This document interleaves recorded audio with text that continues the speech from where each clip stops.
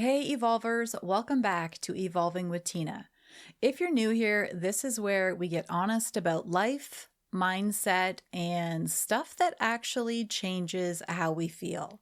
Not the fluffy, just think positive nonsense. So lately, I've been diving deep into a book called Outwitting the Devil by Napoleon Hill. And listen, don't let the title scare you off. It's not about religion or a guy with horns. It's basically a giant call out to how our thoughts can either build up our life or quietly ruin it when we're not paying attention.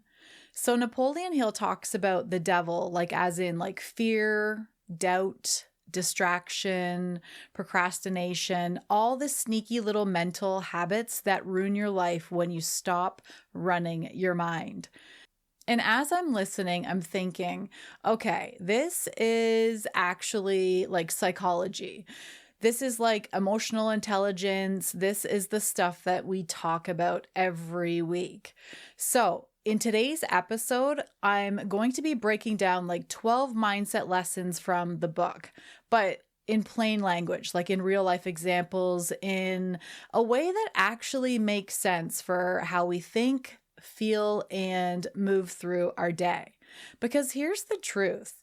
It's not magic. It's not manifesting your way out of reality. It's awareness. It's focus. It's choosing your thoughts on purpose instead of letting them choose you. Because your thoughts influence your choices. Your choices create your habits, and your habits shape your entire life. So we're going to talk about how to take your power back, thought by thought, moment by moment, and in a way that feels doable, not overwhelming. So grab your favorite drink, get comfy, and let's get into today's episode. Lesson 1. Your only limitation is the one you set in your mind.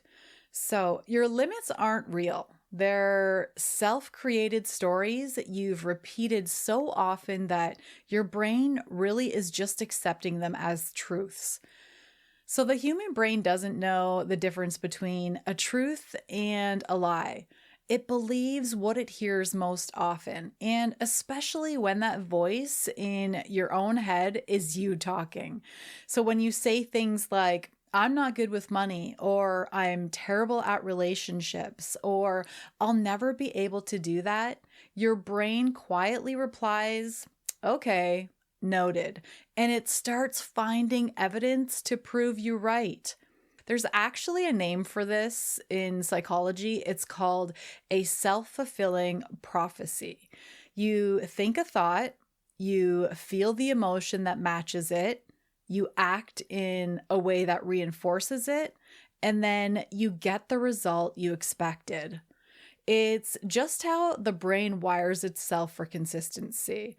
But here's the good news. That same process can work for you instead of against you. When you change the story, you change the signals your brain sends. So if you say, I'm learning how to manage money instead of I'm bad with money, your brain shifts from defense mode to problem-solving mode. It starts scanning your environment for ideas, opportunities, and proof that align with that new belief. So in neuroscience, this is called neuroplasticity. It's your brain's natural ability to rewire itself based on what you think and what you practice. So every time you challenge a limiting belief, you're literally building a new neural pathway. So repeat it enough times and that pathway starts to strengthen. That's how confidence, courage, and new habits are built. It's not overnight, but it's through consistent repetition. So let me give you a simpler example. Let's say you've always told yourself, I'm not good at speaking up. Every time you stay quiet to avoid discomfort, your brain reinforces that belief. But the first time you actually do speak up, even if your voice is shaky, your brain records it as new evidence. Oh, maybe I can do this after all. And that one small act plants a new seed of self-trust. That's how it starts. One moment of bravery that begins to override years of doubt. So the next time you hit a wall, pause and ask yourself, is this a real limit or a mental one? Because often it's not your ability that's holding you back, it's your belief about your ability. And once you realize that, you can start to see that most limits are flexible, bendable, and completely breakable with the right mindset. Lesson 2. What you think about most becomes your reality. So let's talk about the energy of your thoughts. Every single thought you think sends out a frequency. Not in this mystical sense, but in a mental and emotional one. Because your brain is always listening. It doesn't take orders based on what you want. It takes orders based on what you focus on. Think of it like this. Your thoughts spark your actions, and your actions build the habits that shape your life. So when your thoughts are most about fear, lack, or comparison, your energy naturally follows. You start noticing more things that confirm those thoughts. But when your thoughts are rooted in gratitude, growth, and belief, your brain shifts into problem solving and creative mode. So think of your mind as your personal assistant. It literally filters out the noise and decides what information deserves your attention based on what you've been focusing on the most. Ever notice how when you wake up grumpy, everything else seems to go wrong? You spill your coffee, you hit traffic. But when you start your day with a good vibe, everything flows smoother. It's not that life suddenly got easier, it's that your brain started matching your energy. You find what you focus on. So your mind works in the exact same way with everything else. If you're telling yourself, people don't like me, your brain will highlight proof of rejection. But if you tell yourself, I'm learning to connect better with people, your brain will start scanning for evidence of belonging. Your thoughts decide what you see and what you miss. So here's the truth. Your reality isn't shaped by what happens to you. It's shaped by how you interpret what happens to you and what you focus on next. So if you're always focused on what's wrong, you'll stay stuck in the loop of fixing and fighting. But if you start focusing on what's possible, you begin to expand. You become more open, creative, and emotionally resilient. In emotional intelligence, this is called the cognitive reframing, the ability to take a thought or situation and give it a new, more empowering meaning.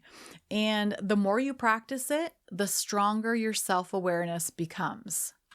Okay, so here's a little practice that I use when I catch myself spiraling into like these negative thoughts. I stop and I ask myself, is this thought helping me grow or keeping me stuck? Because that question alone pulls me back into awareness. And awareness is where your power begins. Because once you see your thought clearly, you can choose your focus intentionally. And that's where your evolution starts. Not by changing the world around you, but by changing the lens through which you see. Lesson 3. Fear is a tool that keeps you stuck. Let's be honest, fear is super powerful. It's sneaky, persuasive, and it loves pretending it's protecting you. Fear whispers, don't try that, you'll look stupid. Don't leave that job, what if you fail? Don't open up, you might get hurt. But here's the truth. Fear's job isn't to ruin your life. It's to keep you safe. It's literally your brain's built-in alarm system. And that's not a bad thing sometimes, unless the alarm never shuts off. In psychology, they call this the amygdala. It's the area wired for survival. The amygdala can't tell the difference between a real threat, like a bear chasing you, or a perceived one, like the fear of rejection or embarrassment. So every time you feel nervous about a new opportunity, your body reacts as if there's danger near. Your heart races, your stomach drops, your mind floods with what ifs. This is what Napoleon Hill meant when he said, fear is the greatest tool of limitation. Because once fear takes hold, it doesn't have to trap you physically. It literally traps you mentally. It convinces you that staying comfortable is safer than growing. And when you avoid uncertainty, you avoid growth. Here's what's wild though. Your brain actually gets better at fear the more you feed it. I know it sounds weird, but every time you run from something that scares you, your brain learns avoiding this keeps me safe. That's called avoidance conditioning. So the next time you face that same situation, the fear doubles down because your brain thinks, last time we avoided this and survived, so let's do that again. The way out, you have to teach your brain new evidence. So every time you feel fear and choose to act anyway, you speak up, you apply, you post, you reach out, you're sending your brain a new message. See, it wasn't that scary at all, and I'm okay. And that's how courage grows, not by removing fear, but by proving it wrong. Think of fear as feedback, not a stop sign. It's trying to tell you something about what matters. You don't feel fear when something doesn't matter to you. You feel it when you're standing on the edge of something important, something that could stretch you into the next version of yourself. So instead of asking, how do I get rid of fear? Ask, what is this fear trying to protect me from? And what truth is hiding underneath it? Most often, fear isn't blocking the path. It is the path. So the moment you walk through it, everything expands. Your confidence, your trust, and your freedom. Lesson 4. The ability to rise after failure is your greatest strength. Here's something I've learned the hard way. Failure isn't the opposite of success. It's the process that builds it. So every time you fail, your brain has two choices: to label that moment as proof I'm not good enough, or to use it as information that I can grow from. One leads to shame and the other leads to strength. Napoleon Hill says something. He says the capacity to surmount failure without being discouraged is the chief asset of every person who attains outstanding success. And he's so right. Because resilience isn't built when everything goes right. It's built when you fall flat, you question yourself, and you know what? You still get back up anyways. Psychologists call this the growth mindset. It's the belief that your abilities aren't fixed. They're developed through time, effort, and persistence. When you see challenges as opportunities to learn instead of signs of inadequacy, your brain literally changes how it processes setbacks. So each time you fail and choose to try again, you're rewiring your neural pathways, turning failure into data, not defeat. Think about a toddler learning to walk. They don't fall once and say, well, walking just isn't for me. They fall hundreds of times, and every wobble teaches them balance. But as adults, we stop giving ourselves the same grace. We make one mistake and call it a reflection of who we are, instead of what it really is, feedback. And here's the truth. Failure is never personal. It's mechanical. It's the world showing you what doesn't work so you can discover what does. Science even backs this up. Your brain learns best through error. So every time you fail, your brain fires what's called an error detecting signal. It's your mind saying, hey, this part needs adjusting. That's learning, not losing. So the question isn't, how do I stop failing? It's, how quickly can I learn from this and rise again? Because the comeback is always stronger than the setback. Not because you're invincible, but because you're adaptable. Think of it this way. Every time you rise, you're building grit. Every time you rise, you're reinforcing self-trust. Every time you rise, you're proving to yourself that failure doesn't define you, resilience does. So maybe you didn't get it right the first time. That's okay. You're not meant to get it perfect. Nobody is. You're meant to just keep going by learning and improving along the way. Lesson 5. Failure isn't real unless you accept it as final. So failure only becomes real when you decide to stop trying. So you can fail 100 times, face rejection, lose momentum, and even completely start over. But the moment you stand back up and take one small step forward, failure loses its grip. Napoleon Hill said it best. He said, failure is a man-made circumstance. It is never real until accepted by man as permanent. Let me just repeat that. Failure is a man-made circumstance. It is never real until accepted by man as permanent. So just think about that for a second. It's not the event itself that defines you. It's the meaning you attach to it. Your brain naturally seeks patterns and conclusions. So when something doesn't go your way, it tries to close the loop by labeling, I failed. But that's just your brain trying to protect you from more pain. In psychology, they call this the cognitive closure. It is the need to make sense of an experience so we can move on. The problem is, if you close that loop too early, if you label something as the end, you cut off the very process that could lead you to your breakthrough.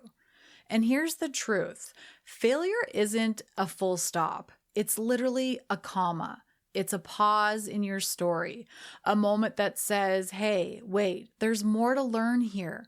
So every person you admire, every author, speaker, entrepreneur, athlete, artist, whatever, has failed more times than they've succeeded. And the difference?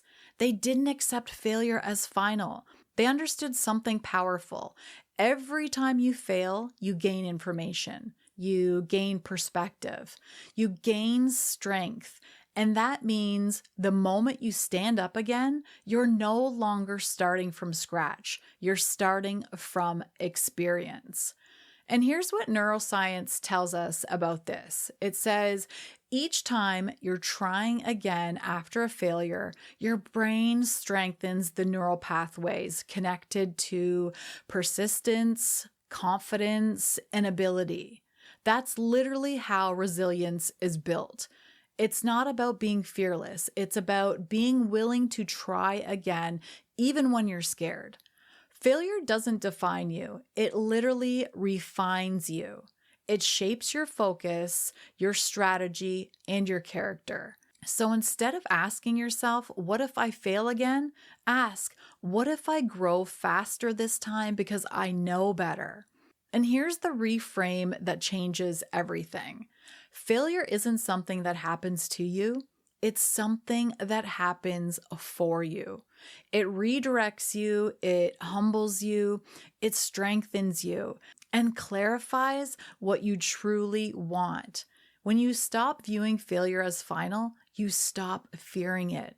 And when you stop fearing it, you become unstoppable. Lesson 6. Inside you are two voices, one led by fear and one led by courage. We all have two voices inside of us. The voice of fear is loud, fast, and convincing. It thrives on what ifs and worst case scenarios. It's the voice that says, "You're not ready. What will people think? What if I fail?"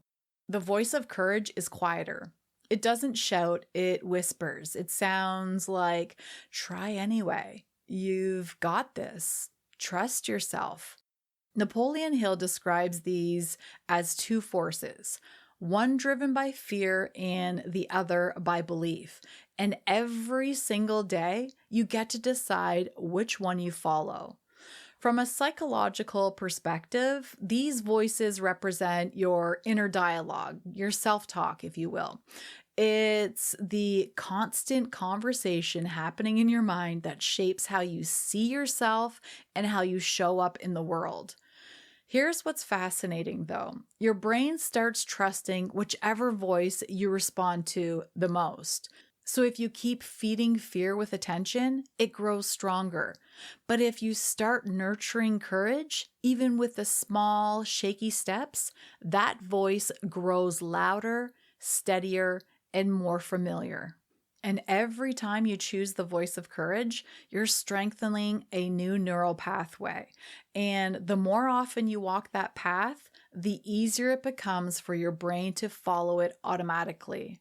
Fear isn't stronger than you. It's just the voice you've listened to longer. And the good news, you can retrain your brain to default to courage instead of fear. And it starts with awareness. When you notice that fearful voice, don't shame it. Just pause and say, "Hey, I see you. I know you're trying to protect me, but I've got this." And that simple acknowledgement claims your nervous system. It tells your brain, "Hey, we're safe here."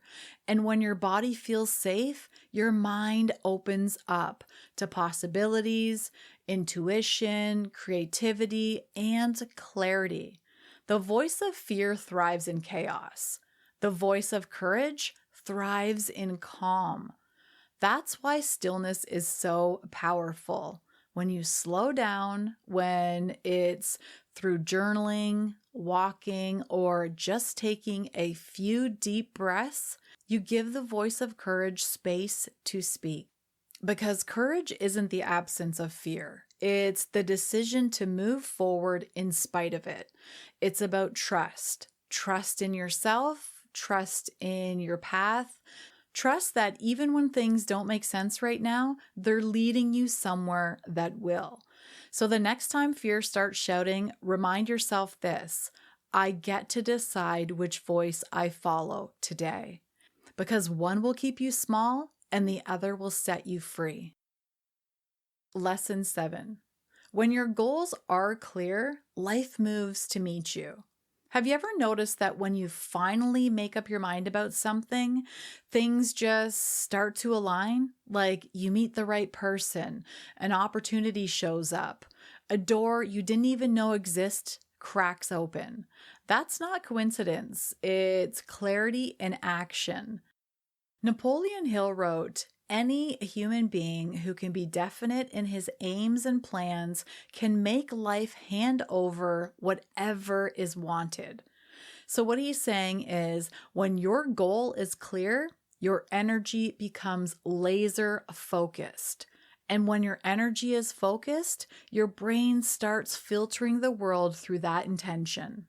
It decides what information deserves your attention. So when you tell it, "I'm looking for opportunities to grow my business," it starts noticing things that align with your desire.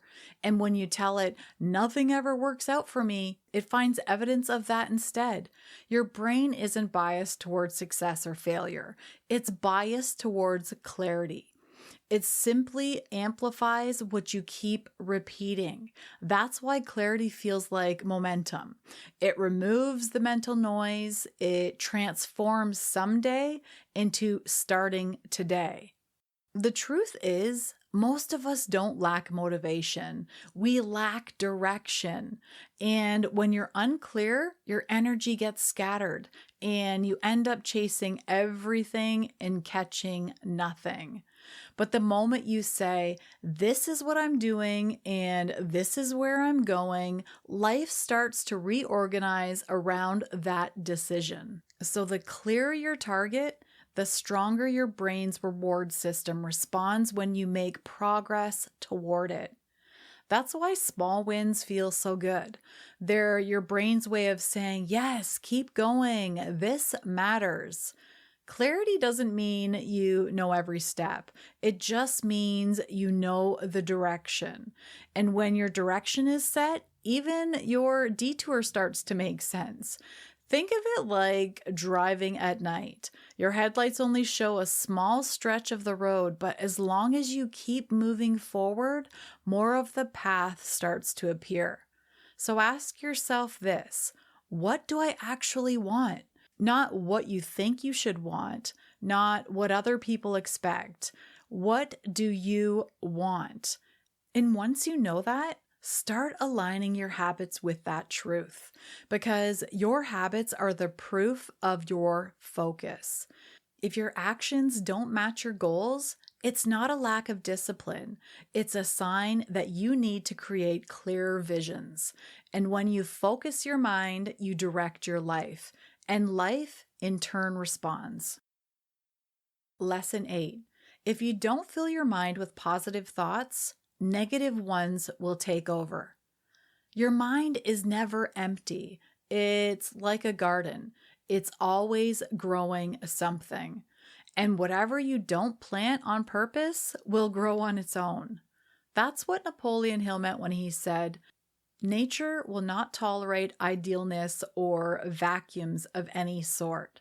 When the individual does not use the brain for the expression of positivity, creative thoughts, nature fills the vacuum by forcing the brain to act upon negative thoughts. So what's really happening? It's your brain has what scientists call a negative bias. It's a built-in survival mechanism that constantly scans for danger.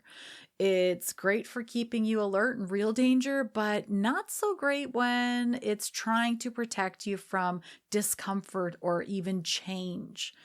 If you don't give your brain clear direction, it defaults to protection mode, rehashing worries, replaying mistakes, and predicting problems that may never even happen. That's drifting in a thought form. And the antidote is intention. You have to give your mind something healthy to focus on. That's why habits like journaling, gratitude list, prayer, meditation, or even taking 5 mindful breaths matter so much. Each time you constantly feed your mind with positive, empowering thoughts, you're interrupting the automatic loop of fear and training your brain to see possibilities. And over time, those new thoughts become your new baseline. Neuroscience calls this experience-dependent neuroplasticity. I hope I'm saying that correctly. Whatever you repeatedly think, feel, and focus on literally reshapes your brain's structure. So if you start each day with gratitude, your brain builds stronger pathways for optimism and resilience. You start your day scrolling through negativity, it strengthens anxiety and comparison instead. Your mind reflects what you feed it. Think of it that way. Garbage in, garbage out. Clarity in, calm out. It doesn't mean you have to be positive all the time. It just means you choose to anchor your focus on what builds you instead of what drains you. So when negative thoughts creep in, and they will, don't fight them. Just acknowledge them, then redirect. Say something like, thanks for the warning, but I'm choosing something better to focus on. That simple shift moves you from reactive to intentional, because a trained mind doesn't ignore the weeds. It learns how to pull them quickly before they take over the garden. Lesson 9. Knowledge isn't wisdom. It's what you do with what you know. Napoleon Hill once said, Accumulated knowledge is not wisdom. Great heavens, no. If knowledge were wisdom, the achievements of science would not have been converted into implements of destruction. Powerful, right? Because it reminds us that knowing something doesn't change anything. It's living it that transforms you. We live in a world overflown with information. Podcasts, books, reels, TED Talks, yet most people are still stuck in the same cycle. Why? Because insight without action is just noise, literally just noise. You can know every strategy for confidence, every tool for healing, every mindset hack in the book. But until you live it, it won't shift your energy, your habits, or your reality. Psychology calls this intention action gap. It's the space between what we know we should do and what we actually do. Our brain loves gathering information because it gives us a quick hit of accomplishment, a little dopamine rush that makes us feel like we're growing, even if nothing changes yet. That's why you can listen to something that gives you goosebumps, but 2 weeks later, you're back in the same pattern. The growth didn't fade. It just stayed in your head instead of moving into your habits and action. Wisdom is embodied knowledge. It's when what you know becomes how you live, automatically, authentically, without forcing it.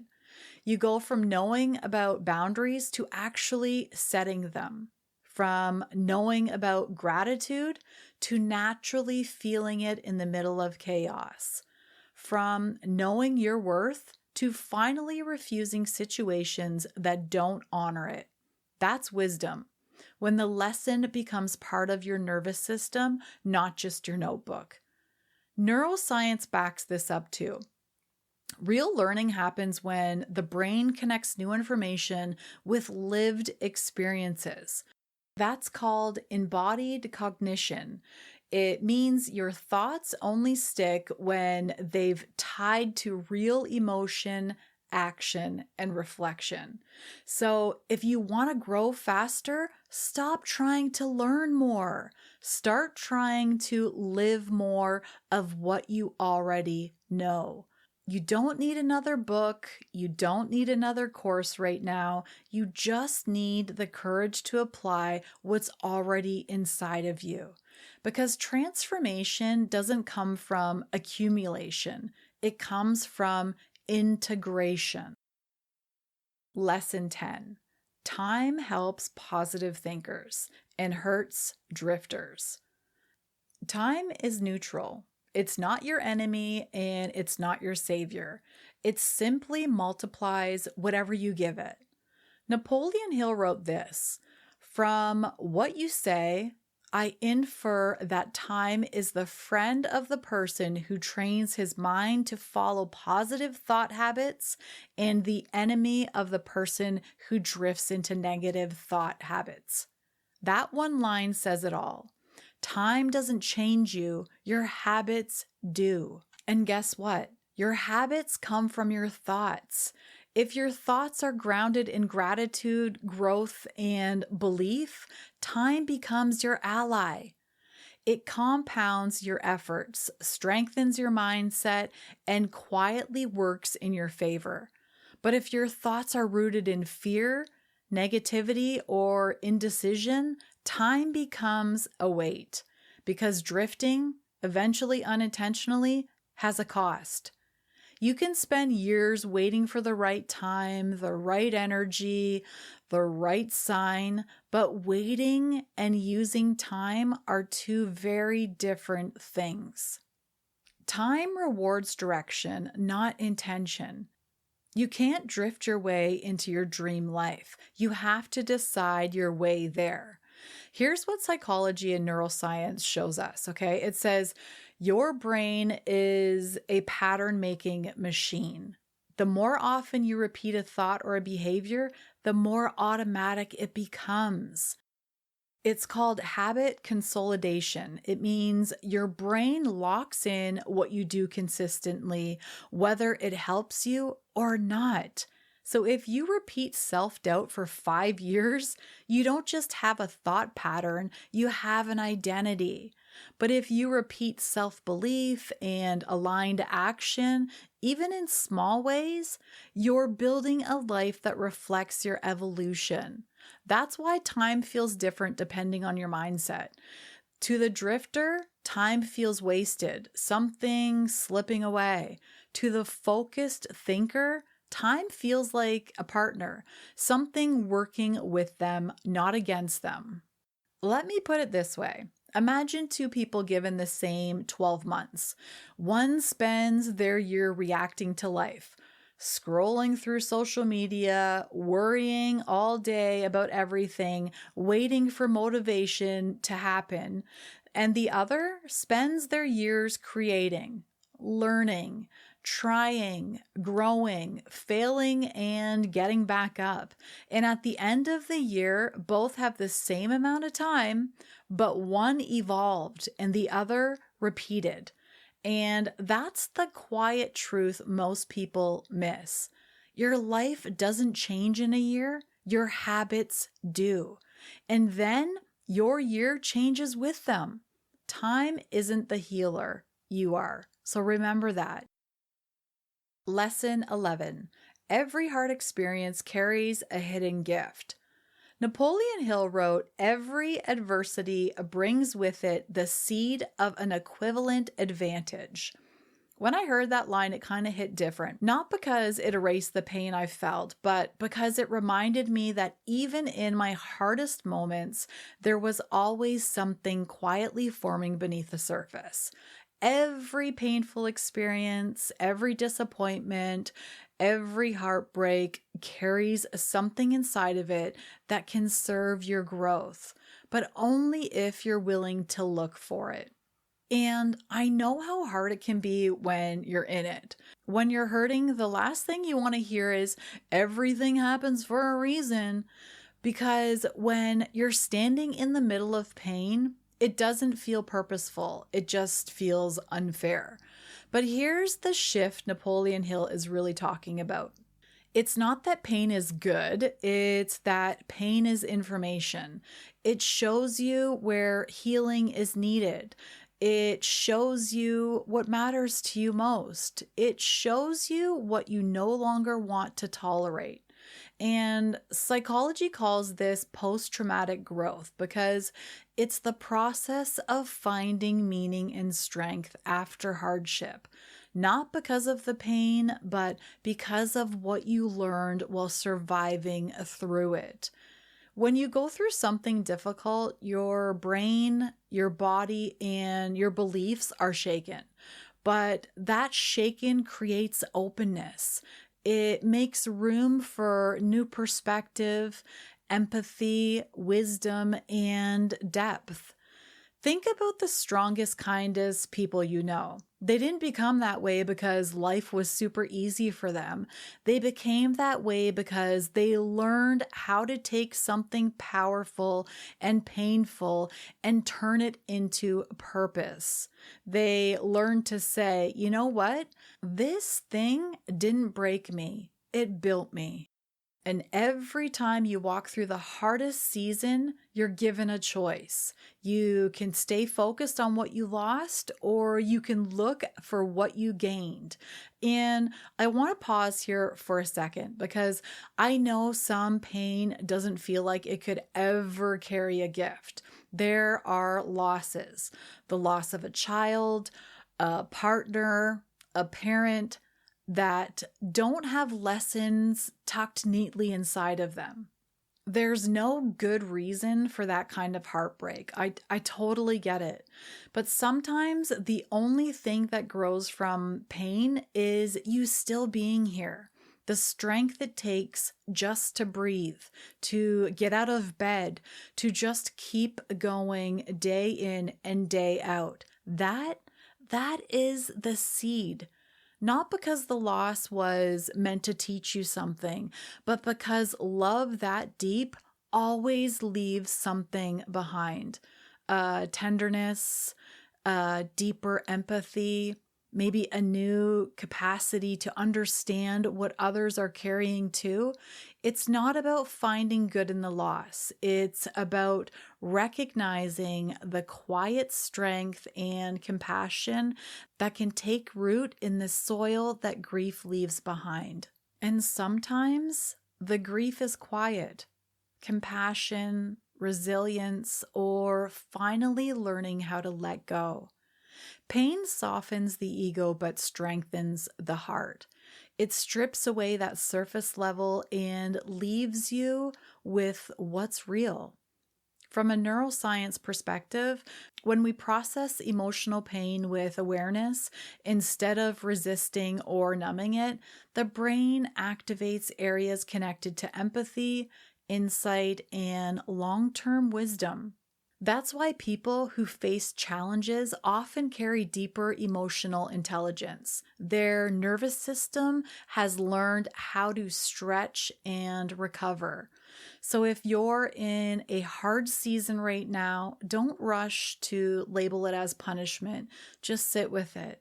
Ask yourself, what might this be teaching me? Because even if you can't see it yet, the seed is there. And with time, that seed will grow into something stronger, softer, and wiser than before. Lesson 12. You can't control others, only how you respond. Napoleon Hill wrote, "You may not be able to control other people, but you can control how you react to them and their actions." And honestly, that might be one of the most freeing lessons you can ever learn, because so much of our pain, especially emotional pain, doesn't come from what people do to us. It comes from the stories we tell ourselves about why they did it. We replay their wounds, we analyze their tone, we wonder what we could have said differently, all while handing over our peace of mind to someone else's behavior. But the truth is this: you can't always control what happens, but you can always decide what energy you meet with it. Psychology calls this emotional regulation. It's the ability to pause between stimulus and response. That tiny, powerful gap where choice lives, it's what allows you to respond with intention instead of reacting from emotions. When you react, your brain is in survival mode. Your amygdala takes over, flooding you with emotions and narrowing your focus to a threat. That's why you snap, you shut down, or you spiral after conflict. Your nervous system is trying to protect you. But when you pause, breathe, and observe your emotions before speaking, something incredible happens. Your prefrontal cortex, the rational, self-aware part of your brain, comes online. You move from reaction to reflection, from chaos to clarity, from ego to empowerment. That's emotional intelligence in action. Look, it's not about being calm all the time. It's about staying anchored enough to choose how you show up, even when things feel messy. And it's not easy, especially when you care deeply or you've been hurt so bad before. But every time you practice regulating your response, you reclaim your power. Because every reaction you don't give to negativity is a boundary. Every calm word in the middle of conflict is a reflection of growth. Every time you choose peace over proving a point, you strengthen your self-respect. Here's what Napoleon Hill was really saying beneath that line. The most powerful person in the room is the one who's mastered themselves. Let me repeat that again. The most powerful person in the room is the one who's mastered themselves. When you no longer need to control anyone else to feel at peace, you've reached a level of freedom most people never experience. You don't need to match their energy. You don't need to defend your worth, and you don't need to win the argument. You just need to stay grounded in who you are, because that's where your power lives. Okay, my fellow evolvers, that brings us to the end of this episode. It was a long one today, but I hope you stuck it through. And if you enjoyed this episode, if it spoke to you, just take a second to share it with someone who needs to hear it, because you never know how one message can shift someone's entire day. And if you want to connect personally with me, or if there's another book you'd love for me to review, I love hearing from you. Send me an email to talk@evolvingwithtina.com. Your messages truly, truly, truly do make my day. Now, you've spent this journey learning how to evolve your mind from fear to courage, from drifting to direction, and reaction to awareness. And the last lesson ties it all together. Your peace isn't found in what happens around you.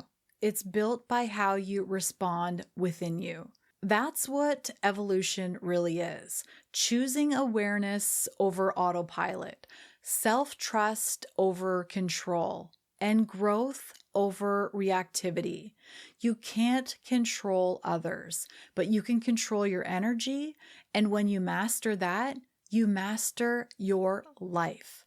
So until next time, my fellow evolvers, keep evolving, keep glowing, and never stop showing up for yourself, because you matter. Much love. Thank you for tuning in to another episode of Evolving with Tina. If you enjoyed today's message, don't forget to follow, rate, and review the show wherever you listen. Every share, every message, and every download helps this community grow.